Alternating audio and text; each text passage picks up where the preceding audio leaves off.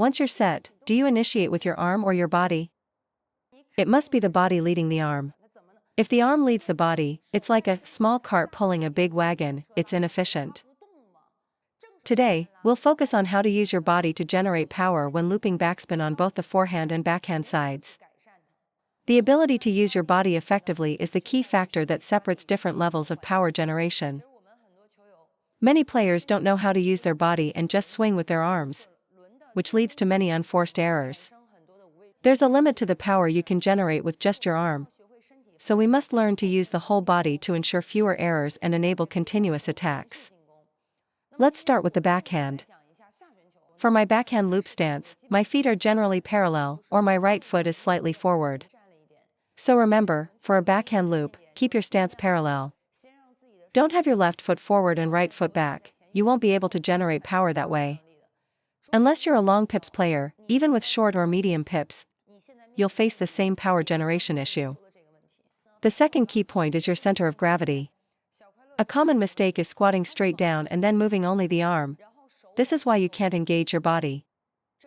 When looping on the backhand, your body should maintain its C shape. Pull your stomach in, lower your body as if sitting down, and lean your upper body forward. During the backswing for a standard backhand loop, your center of gravity should be slightly to the left, with a slight body rotation. If the ball is on my right side, I might drive more with my right hip. But for a normal cross-court ball, I should lean more to the left. At this point, my center of gravity feels like my left hip is slightly open. But be careful, this is not rotating the hip, but rather coiling the hip. The hip coils inward. In the ready position, my legs aren't squatting too deeply, but my center of gravity is stable.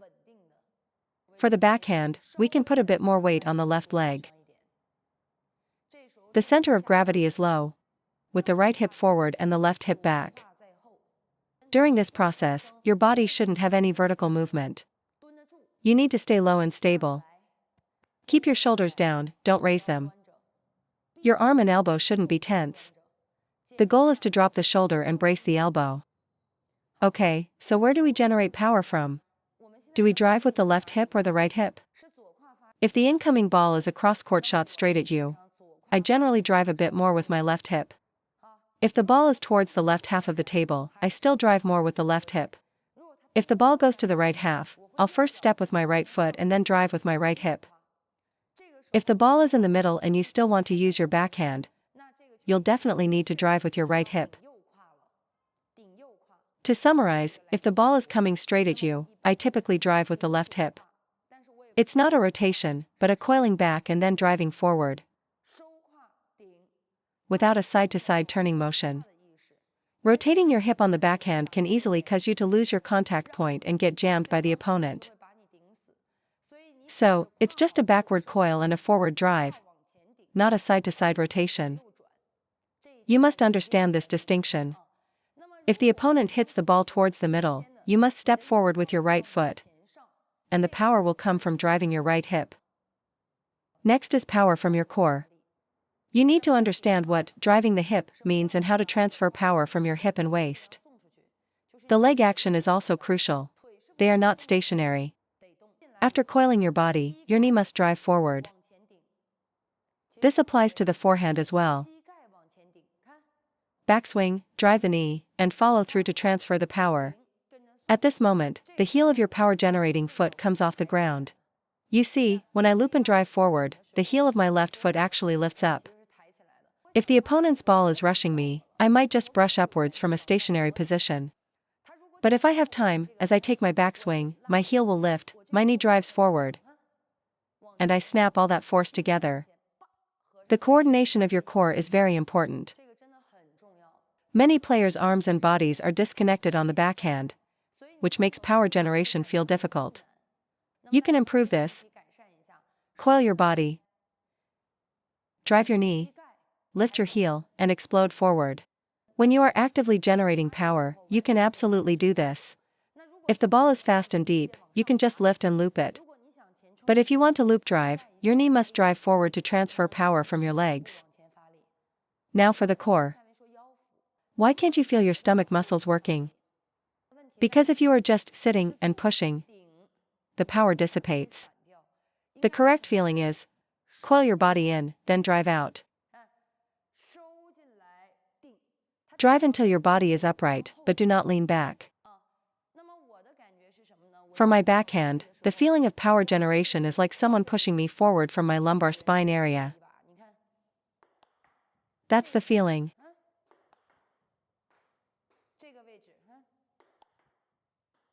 It's as if someone is pushing the lumbar region of my back muscles, helping me drive my waist forward. The power comes from this part of the back. There's a forward drive of the lower back. This force is synchronized with your swing. As you go from backswing to forward drive, you complete the stroke. I have never felt like I'm using my stomach muscles to generate power. I just feel a push from my back, a tightening of my core in front, and the backhand stroke is finished. I think using the stomach to generate power is incorrect, as it can easily cause you to hit the ball long, because the body's braking action on the backhand is very quick. The backhand's braking is quicker than the forehand's.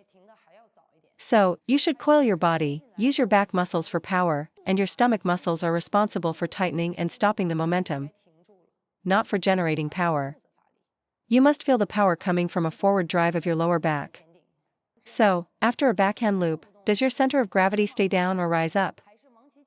Should there be any vertical movement? After I loop a backspin, and my opponent returns a topspin, your center of gravity should not rise. You should stay low and move forward.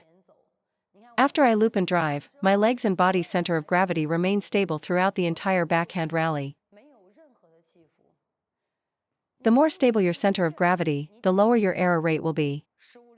You see, from a backhand push, to recovery, to the loop, your center of gravity should always be stable. After the shot, keep your body still and immediately recover for the rally. The more your body moves up and down, the more mistakes you'll make. So after our backhand loop, we should recover and execute the next shot directly from that low stance. Now, let's talk about the forehand. The first key point is positioning your feet when transitioning from the backhand to the forehand side. Because moving to the forehand side always requires footwork. The biggest problem for amateurs now is that they watch the ball and their arm moves to hit it first. After serving, we should first recover to a neutral ready position with our hands in front of the body. Don't start your backswing yet. Your feet must initiate the movement, driven by your hips. As your hip drives you sideways and your foot lands, then your arm can start to drop into the backswing. The backswing is the fastest part of the motion. You have plenty of time to do it at the exact moment your foot lands. Hand in front of the body, feet move, then backswing. The second crucial point is the lunge stance. Only after getting into a proper lunge can your body effectively transfer power. Currently, when you move, your body is upright, weight is evenly distributed on both legs, and your posture is loose. You need to feel like you're doing a leg stretch. You can exaggerate it at first. This type of lunge won't injure your knees. The most dangerous thing for knees is vertical jumping and landing. The third key point is to open your body about 45 degrees. So, when moving from backhand to forehand, you need to open your torso. Don't get to the spot and then turn your body. The process of moving to the forehand should simultaneously accomplish your foot positioning and your backswing as your foot lands. You also need to establish the lunge and open your body about 45 degrees. This is just a general guideline. This is considered open. If you move over and your body is still facing forward, that's incorrect. Have you heard the phrase, find the ball with your left shoulder? It means that once in position on the forehand side, your left shoulder should be pointing towards the incoming ball.